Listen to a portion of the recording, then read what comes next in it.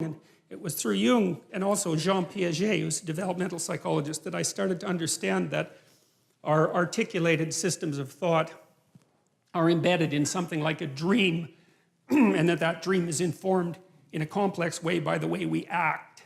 So, you know, we act out things we don't understand all the time. And if that wasn't the case, then we wouldn't need a psychology or a sociology or an anthropology or any of that, because we would be completely transparent to ourselves. And we're clearly not. So we're much more complicated than we understand, which means that the way that we behave contains way more information than we know.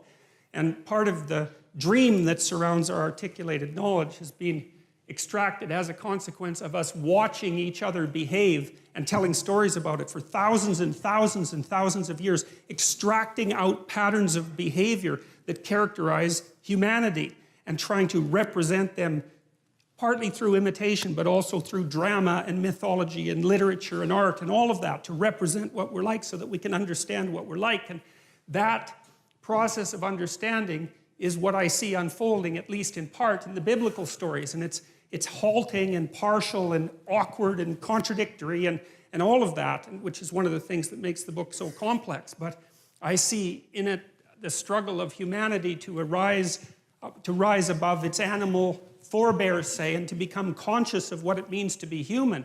And that's a very difficult thing, because we don't know who we are, what we are, where we came from, or any of those things. And, you know, the life is an unbroken chain going back 3.5 billion years. It's an absolutely unbelievable thing. Every single one of your ancestors reproduced successfully for 3.5 billion years. It's absolutely unbelievable.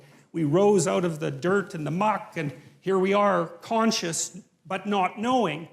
And we're trying to figure out who we are. And a story that we've been telling, or a set of stories that we've been telling for 3,000 years, seems to me to have something to offer. And so when I look at the stories in the Bible, I do it, I would say, in some sense, with a beginner's mind. It's a mystery, this book, how the hell it was made, why we preserved it, how it happened to motivate an entire culture for 2,000 years and to transform the world. Like, what's going on? How did that happen? It's by no means obvious. And one of the things that bothers me about casual critics of religion is that they don't take the phenomena seriously. And it's a serious phenomena. I mean, not least because people have the capacity for religious experience, and no one knows why that is. And I mean, you can induce it reliably in all sorts of different ways. You can do it with brain stimulation. You can certainly do it with drugs. There's especially the psychedelic variety. They produce intimations of the divine extraordinarily regularly. People have been using drugs like that for God only knows how long, 50,000 years, maybe more than that, to produce some sort of intimate union with the divine. It's like, we don't understand any of that. When we discovered the psychedelics in the late 60s, it shocked everybody so badly that they were instantly made illegal and abandoned in terms of research for like 50 years. And it's no wonder, because who the hell expected that? Nobody. Now Jung was a student of Nietzsche's, you see, and he was also, I would say, a very astute critic of Nietzsche. He was educated by Freud. And Freud, I suppose, in some sense, started to collate the information that we had pertaining to the notion that people lived inside a dream. You know, it was Freud who really popularized the idea of the unconscious mind. And we take this for granted to such a degree today that we don't understand how revolutionary the idea was. Like what's happened with Freud is that we've taken all the marrow out of his bones, so to speak, and left the husk behind. And you know, now when we think about Freud, we just think about the husk, because that's everything that's been discarded. But so much of what he discovered is part of our popular conception now, including the idea that your perceptions and your actions and your thoughts are all, what would you say, informed and shaped by unconscious motivations that are not part of your voluntary control. And that's a very, very strange thing. It's one of the most unsettling things about the psychoanalytic theories, because the psychoanalytic theories are something like, you're a loose collection of living sub-personalities, each with its own set of motivations and perceptions and emotions and rationales, all of that. And you have limited control over that. So you're like a plurality of internal personalities that's loosely linked into a unity. You know that because You can't control yourself very well, which is one of Jung's objections to Nietzsche's idea that we could create our own values. See, Jung didn't believe that, especially not after interacting with Freud, because he saw that human beings were affected by things that were deeply, deeply affected by things that were beyond their conscious control. And no one really knows how to conceptualize those things.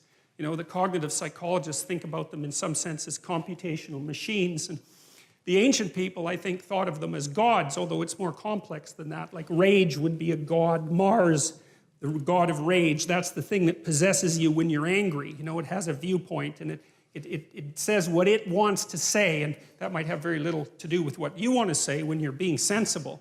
And it doesn't just inhabit you, it inhabits everyone, and it lives forever, and it even inhabits animals. And so it's this transcendent psychological entity that inhabits the body politic like a thought inhabits the brain. That's one way of thinking about it. It's a very strange way of thinking, but it certainly has its merits.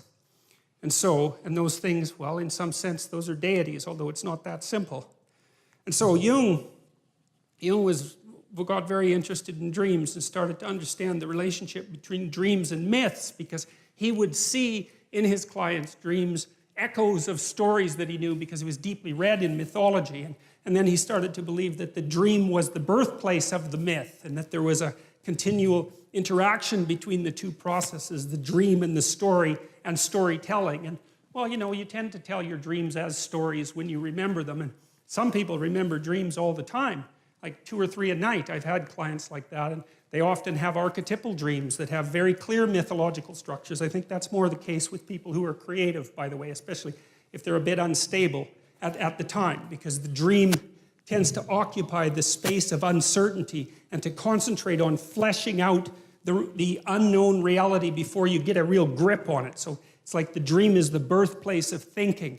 That's a good way of thinking about it. And so because it's the birthplace of thinking, it's not that clear. It's doing its best to formulate something. That was Jung's notion, as opposed to Freud, who believed that there were sensors, internal sensors, that were hiding the dream's true message. That's not what Jung believed. He believed the dream was doing its best to express a reality that was still outside of fully articulated conscious comprehension. It was, because you think, look, a thought appears in your head, right? That's obvious. Bang, it's nothing you ever ask about. But what the hell does that mean? A thought appears in your head. What kind of ridiculous explanation is that? You know, it just doesn't help with anything. Where does it come from? Well, nowhere. It just appears in my head. Okay, well, that's not a very sophisticated explanation, as it turns out, you know? And so you might think that those thoughts that you think, well, where do they come from? Well, they're often someone else's thoughts, right? Someone long dead, that might be part of it, just like the words you use to think are utterances of people who've been long dead. And so you're informed by the spirit of your ancestors. That's one way of looking at it. And your motivations speak to you, and your emotions speak to you, and your body speaks to you. And it all does all that, at least in part, through the dream. And the dream is the birthplace of the fully articulated idea. They don't just come from nowhere fully fledged, right? They have a developmental origin, and God only knows how lengthy that origin is. Even to say something like, I am conscious, you know, that's taken, chimpanzees don't say that. You know, it's been 7 million years since we broke from chimpanzees, something like that, from the common ancestor. You know, they have no articulated knowledge at all. They have very little self-representation in some sense, and very little self-consciousness. And that's not the case with us at all. And we had to painstakingly figure all of this out during that, you know, 7 million year voyage. And I think some of that's represented and captured in some sense in these ancient stories, which I believe were part of, especially the oldest stories in Genesis, which is the stories we're going to start with, that some of the archaic nature of the human being is encapsulated in those stories, and it's very, very instructive as far as I can tell. I can give you just a quick example. You know, there's an idea of sacrifice in the Old Testament, and it's pretty barbaric, you know. I mean, the story of Abraham and Isaac is a good example of that, because Abraham is called on to actually sacrifice his own son, which doesn't really seem like something that a reasonable God would ask you to do, right? And the God in the Old Testament is frequently cruel and arbitrary and demanding and paradoxical and which is one of the things that really gives the book life, because it wasn't edited by a committee, a committee that was concerned with not offending anyone, that's for sure. So,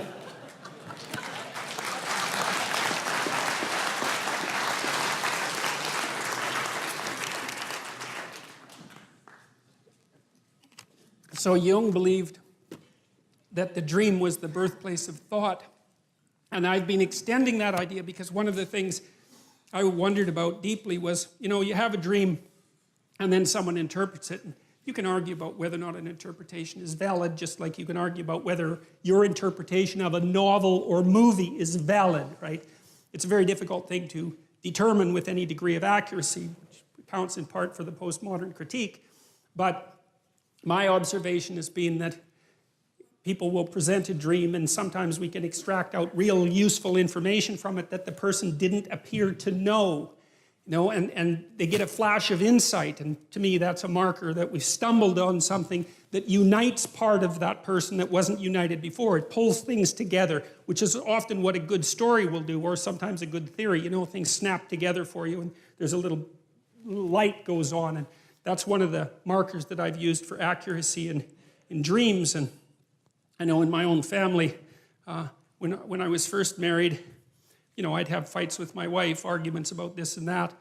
And I'm fairly hot-headed, and so I'd get all puffed up and, agitated about whatever we were arguing about, and she'd go to sleep, which was really annoying, so annoying. Because I couldn't sleep, right? I was like chewing off my fingernails and she'd be like sleeping peacefully beside me. It's like maddening. So, but often she'd have a dream, and then the next morning she'd discuss it with me, and then we could unravel what was at the bottom of our argument. And that was unbelievably useful, even though it was extraordinarily aggravating. Bears say, and to become conscious of what it means to be human. And that's a very difficult thing because we don't know who we are, what we are, where we came from, or any of those things. And, the life is an unbroken chain going back 3.5 billion years. It's an absolutely unbelievable thing. Every single one of your ancestors reproduced successfully for 3.5. And it was through Jung and also Jean Piaget, who's a developmental psychologist, that I started to understand that our articulated systems of thought are embedded in something like a dream, and that dream is informed in a complex way by the way we act. So, we act out things we don't understand all the time. And if that wasn't the case, then we wouldn't need a psychology or a sociology or an anthropology or any of that, because we would be completely transparent to ourselves. And we're clearly not. So we're much more complicated than we understand, which means that the way that we behave contains way more information than we know.